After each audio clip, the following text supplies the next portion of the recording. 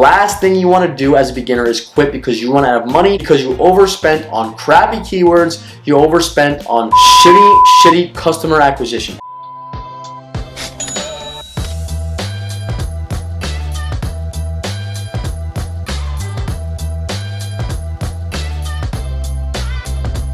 I'm going to simplify Google Ads for you. The point of this video is to show beginners and even intermediate and experienced people how I've generated millions on millions on millions of dollars in sales with Shopify dropshipping and just using Google Ads. It is keyword-based buyer's intent buying, right? It's an auction type system that brings buyers who already know what they're looking for. Why do I say they know what they're looking for? It's because it's a people who are searching keywords of things they want to buy or search. What is this buyer's intent? Buyer's intent is somebody who kind of knows what they want. You don't have to invoke them emotionally because they already know, they're searching for it. Based on their searches, an auction and a carousel of ads is going to pop up with stores, with services, products. It's important to note that 90% of all web pages connected on the interwebs are connected to Google's platform. That means you can advertise to 90% of the global population that's using the internet to search something. Crazy power, and it's time for you to utilize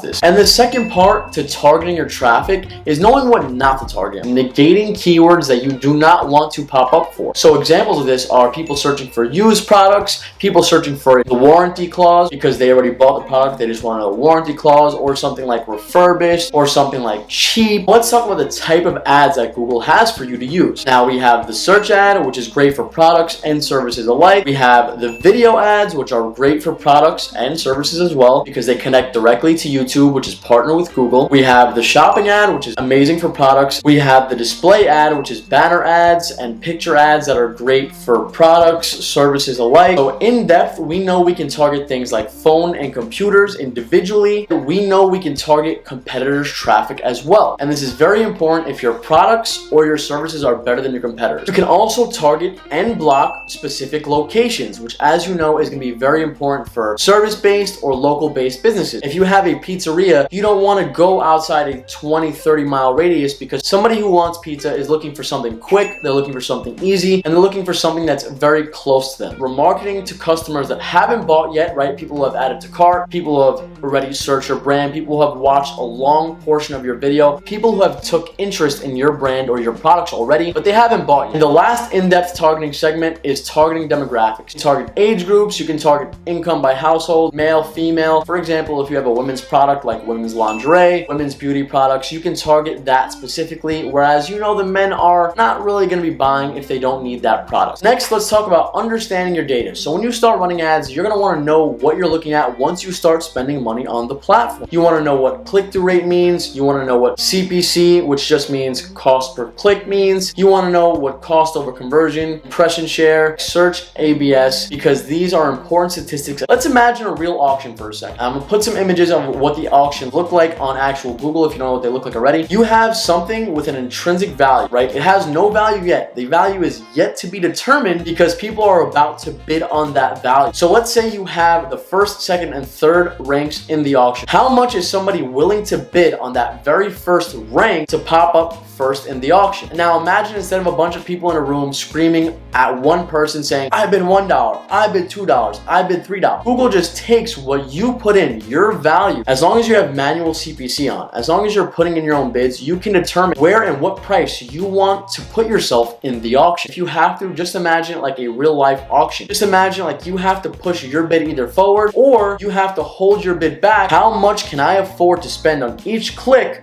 until I make a sale? You're a beginner or you're somebody who has a smaller budget, you need to utilize as much data as you can. And everybody talks about data, right? The idea is not just to collect the data. The idea is to collect it at the most cost efficient way. You don't want to overspend on data early because you will run out of money eventually. That is the biggest problem with most beginner agencies, most beginner drop shippers, most beginner e-commerce brands. So I used this example before. The giant stuffed teddy bear is priced at $100. Start running a shopping carousel ad, and let's just say you start making sales. So what we do first is we search what keywords are popping up with my products, what keywords are getting cheap clicks, which keywords have a profitable cost per conversion, which keywords are overspending. This is where your negative keyword list comes in. You want to negate words that Google is seeing as applicable, but people don't really see it as applicable. For example, let's say you have a giant stuffed brown teddy bear. People could search any combination of the words. If Google starts showing images of brown bears, how is that applicable to a stuffed teddy bear? And they're clicking on it. They're wasting your money. The idea is these random keywords can just keep popping in, brown bear, black bear, and just take away, because people are curious by nature. With their curiosity being so piqued to the point that they click on your ad, even though they were searching for a picture or information on brown bears, you lose money because of that. And you gather no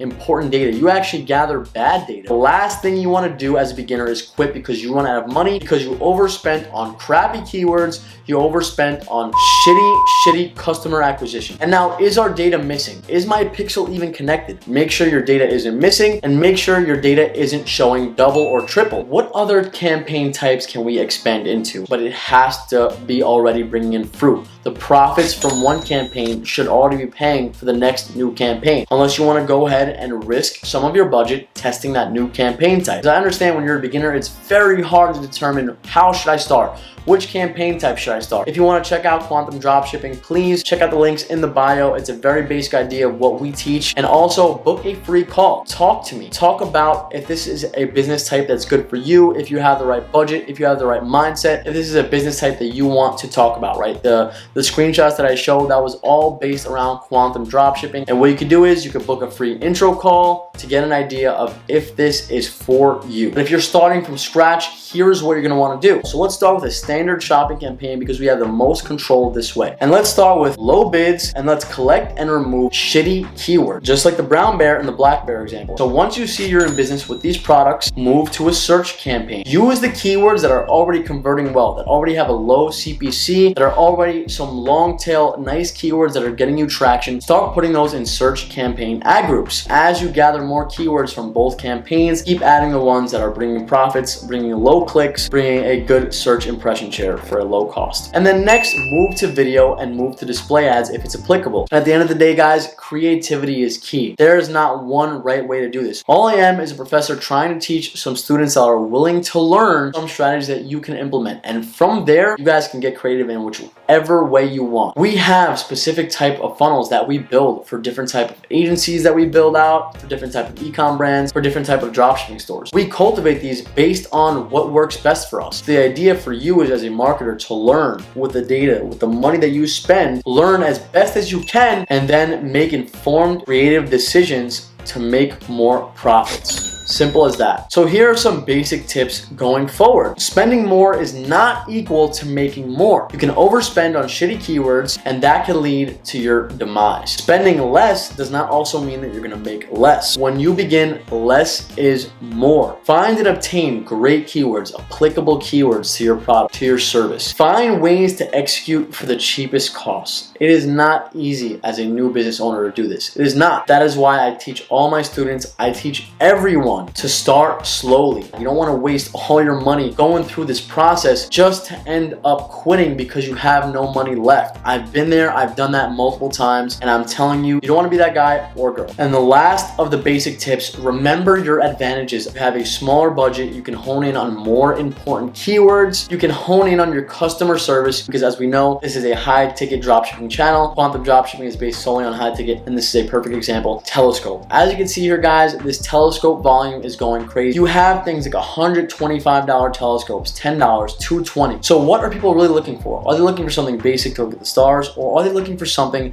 that is, as you can see on one side of the screen, $5,000, something very strong? They can see Saturn, the moon. What are they looking for? This is another word that can absolutely crush you, because people are looking for one thing and they're getting one thing, but they're not really getting what they're looking for, or vice versa. This next search term, it is a very specific long tail keyword. Telescopes to see planets. Now we have very expensive telescopes popping up first, but if it's too cheap, they might think it's a scam, they might think it's faulty or crappy, and they're not going to buy as well. So Google has this problem where it's not really their problem, it's your problem as the marketer to determine, are these valuable clicks? Is my customer really going to buy this $15,000 telescope? My advertising dollar is going to go to waste. You have to decide what's cheaper. Are the cheaper clicks worth it on the word telescope, or is honing in on words that are more applicable to your products better? It's a smaller keyword pool. The long tail keywords have much smaller volume. So you have to determine, is this worth it for me? What can be removed completely? Which keywords? Which ad types? What things are not working for me? Who has the real intent? People just searching for teddy bear, or the people searching for giant stuffed teddy bear for a girlfriend, giant stuffed teddy bear to cuddle with, right? They know what they want more so. Words like telescope. Is this really what they want? Do they want a $10,000 telescope, or do they want a $200 telescope? When they search the word telescope, do they really have intent, or do they not really know what they're looking for? Are they looking for a toy for their child? And let Google do its thing until it doesn't do its thing. Check that data. Check